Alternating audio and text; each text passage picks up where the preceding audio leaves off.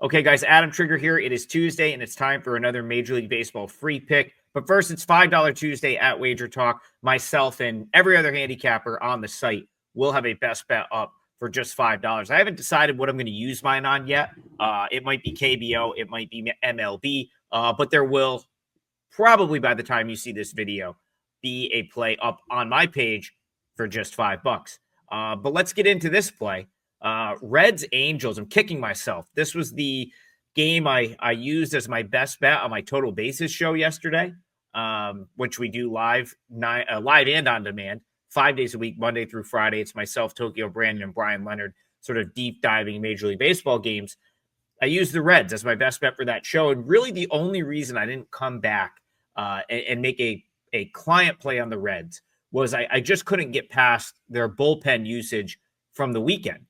But to the Reds' credit, they got the lead, and they were able to hold on to the lead, and they did it without, sort of their leverage guys that normally would be in those spots. The Ashcraft, Graham Ashcraft, Emilio Pagan, I believe Tony Santillan pitched the prior 2 days. So that, in my opinion, is huge for the Reds because they were able to win a close game last night, and they didn't need to burn those guys out further. So all will be available here. I'm going to go back to Sunday. I think Sunday was the decisive game in the Reds season, the Reds 2025 season. I whether the Reds make the playoffs or not, I truly believe that this is a playoff caliber team.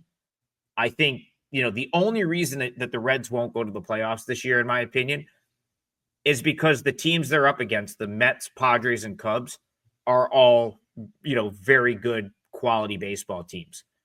But the Reds are certainly deserving, in my opinion, to be in that conversation. And I think they're going to be in this every step of the way. And I think Sunday's game, beating the Brewers after they gave up the lead in the ninth inning and being able to sort of battle back, tie the game, and then win it in walk-off fashion and extras, is going to be the turning point of their year. I think if the Reds lose that game and then head out to the West Coast last night, who knows what happens? Maybe they still win last night, but it would have just been such a crushing loss.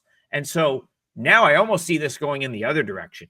The Reds get that win last night, the Reds get that huge win on Sunday to snap the Brewers' win streak. Last night they win with their B bullpen, and now they come in my opinion, a great spot to win another game with the better pitcher and a rested bullpen and some momentum. So my pick here, my free pick for today, will be Reds minus 130. I think, you look at Hunter Greene.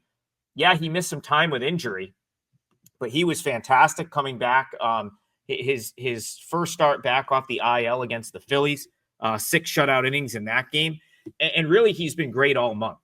He had 2 rehab starts in the month of August at AAA. Now, his rehab started before that, but I would say the 2 that were in the month of August, so the previous 2 starts before his last one against the Phillies, they kind of let him go like, a reasonable number of pitches. And I would say they were both sort of more like normal starts. And if you combine his August numbers, so if you just look at Hunter Greene's August numbers, that's 2 starts at Louisville, and then, of course, the start against the Phillies, a 0.82 whip and a 151 batting average against. He's been fantastic, and when you look at his StatCast page, it's all red. Red is good. If you're following the, Baseball Savant StatCast numbers, elite fastball, guy throws 100 mile an hour fastball, and really the only thing I think you could point to Hunter Greene and say like is a potential issue. I don't even think it's an issue, but he really doesn't get any ground balls. He's just not a ground ball pitcher. It's a lot of strikeouts, balls up in the zone, and he pitches up and he's going to take his fly ball out, and he's going to probably get a ton of swing and miss. He gets, chase rate 92nd percentile, whiff rate 85th, K rate. So he's in the top 8% of pitchers in the league in strikeout rate. That's elite. That's very good. He doesn't walk many batters. He's in the top 9% in walk rate. So, he may give up a home run here and there.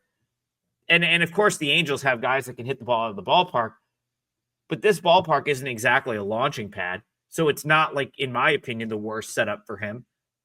And if he does give that up, it does give up a home run at some point. I mean, what are the chances the Angels have a bunch of guys on base? This is not a team that hits for a particularly high average.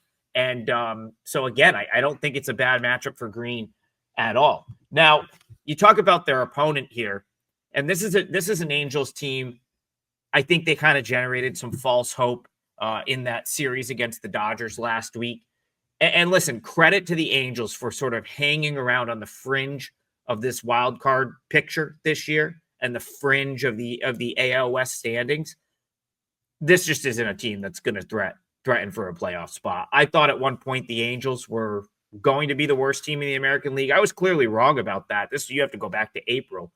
But I really think they've maxed out on like what they can do at this point. And where they're priced in the market makes me think that they're, in most cases, going to be a team that you want to play against. The only two teams with a worse run differential in the American League. So the Angels have a negative 74 run differential. The only two American League teams that have a worse run differential this year are the A's and the White Sox. So again, when you look at all the numbers, I think it's very impressive that the Angels have been able to do what they've done from a win-loss standpoint, because it's not like they're outstanding anywhere. They have a couple good bullpen arms, but really the bullpen isn't great. Starting pitching, they've gotten a lot out of Kyle Hendricks. Kyle Hendricks is a perfect example. Sort of giving them, what he's given them to this point. Like he's had one of the better seasons he's had in recent memory to this point. But the guy he's out there throwing 86, right? He throws an 86-mile-an-hour fastball, and he's mixing in changeups and sinkers. Somehow he's been able to fool teams. But we're in August now. We're in mid-August. And I do think, the league is just starting to kind of figure out what pitches to hunt with him, because the one thing about Hendricks is he's going to live in the zone. He's got good command of his pitches in the zone. So you're going to get all strikes for the most part from Kyle Hendricks. Now, he's done well to mix in a swing and miss here and there. He gets good chase, because when he does throw out of the zone, it's so rare that guys tend to swing at it. But he's not striking anyone out, and he's not throwing the ball past anyone. And the Reds, I think, can with this team speed that they have and the lineup 1 through 9, the Reds should be able to do some damage if they put the ball in play. And it's pretty much a given that you're going to put the ball in play off Kyle Hendricks. Hendricks' last 2 starts, he couldn't get out of the 4th inning against the Dodgers, 5 runs on 6 hits. The start before that, 3 runs over 5 innings against the Tigers. You're going to probably see something like that here. I'll be surprised if we see Hendricks pitch past the 5th inning. Maybe he goes 6. If he does, it's probably 3 runs.